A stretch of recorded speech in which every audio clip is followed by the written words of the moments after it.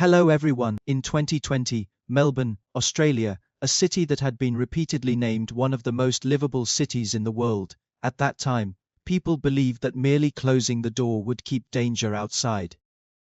However, this same door also isolated all external oversight and surveillance.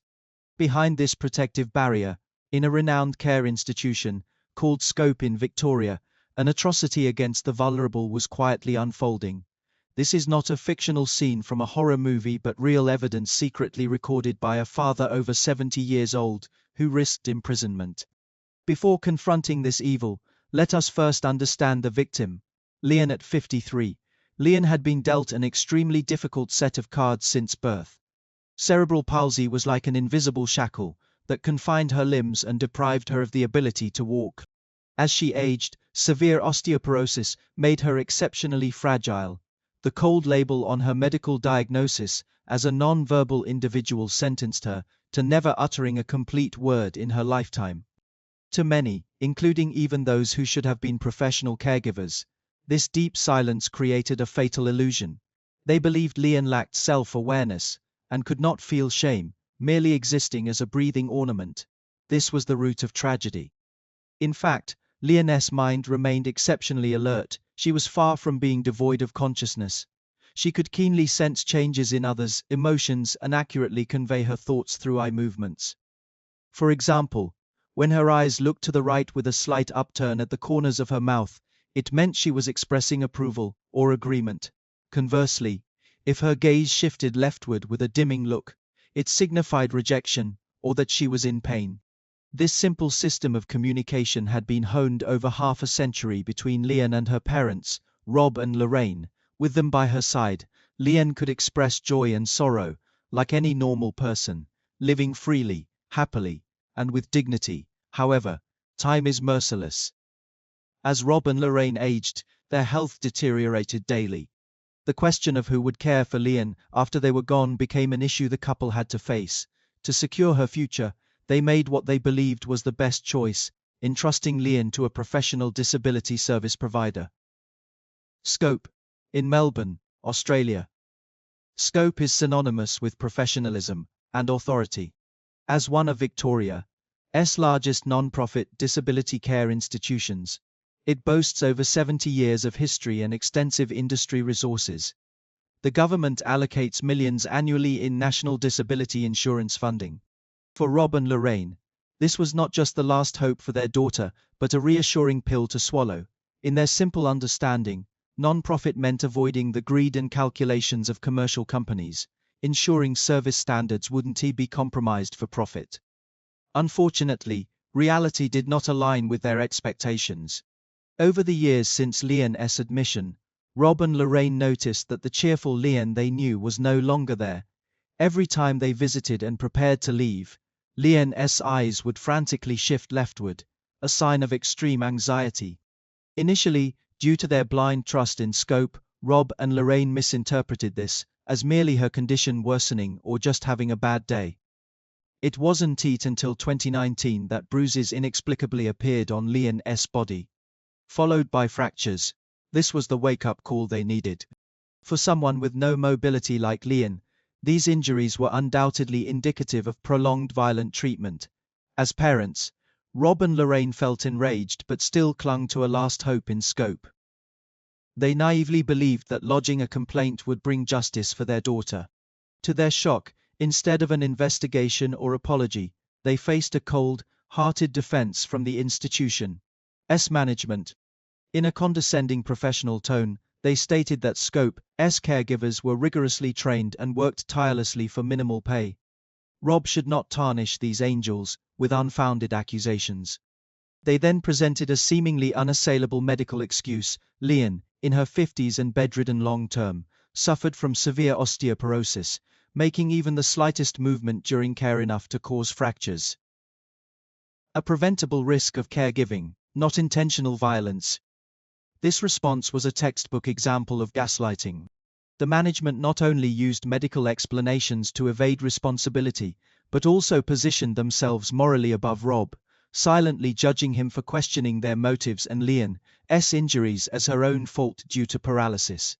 Rob finally realized he wasn't just dealing with morally corrupt caregivers, but an extensive system that protected itself under the guise of a non-profit. Such institutions profited differently, relying on government funding and donations, prioritizing public trust over individual protection. With legal channels exhausted, Rob, now in his 70s, reluctantly abandoned his principles. During a visit, he secretly installed a high-definition pinhole camera, hidden within a picture frame near Leanne's bed. Activating it, he knew he was committing a crime under Victoria's Surveillance Devices Act, where recording private spaces without consent is severe.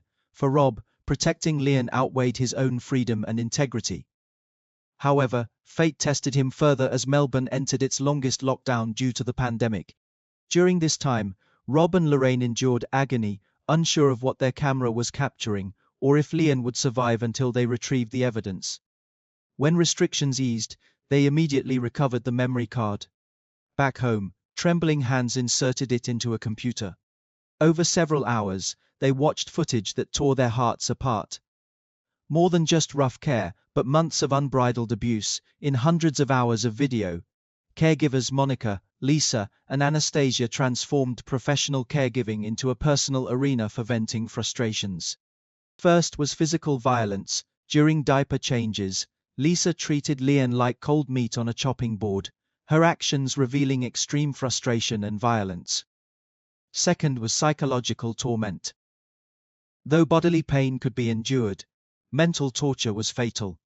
Late-night footage showed that whenever Leanne cried out in agony, she received not comfort but vicious insults. Most disturbing were instances where Lisa placed a soiled wipe directly over Leanne's mouth during multi-person care, rubbing it while asking vulgar questions, filled with sexual humiliation. They also devised disgusting games to pass time, including inducing vomiting by stimulating Leanne's throat. Monica went further in the pandemic, knowingly exposing Leanne, whose immune system was compromised, to her own breath, hoping she would contract and die from a virus. This act transcended mere abuse into attempted murder. With 240 hours of damning evidence, Scope could no longer deny responsibility. Facing public scrutiny and legal pressure, they apologized and fired Monica, Lisa, and Anastasia. Police intervened, charging the three with assault. Yet, justice seemed elusive as defense lawyers argued that surveillance footage was illegally obtained under Victoria's Surveillance Devices Act, potentially invalidating all evidence. Fortunately, a judge ruled that in cases of abuse, privacy should not shield crimes. Rob's secret recordings were deemed legal evidence. This victory was short-lived. The court sentenced Lisa and Anastasia to minor fines and community service, while Monica received only an apology letter and a small donation through a diversion program. This absurd ruling sparked national outrage. The Disability Insurance Scheme Minister Bill, after viewing the footage, vowed that administrative power would permanently ban these individuals from caregiving. Leanne moved to another institution, but never regained her former self.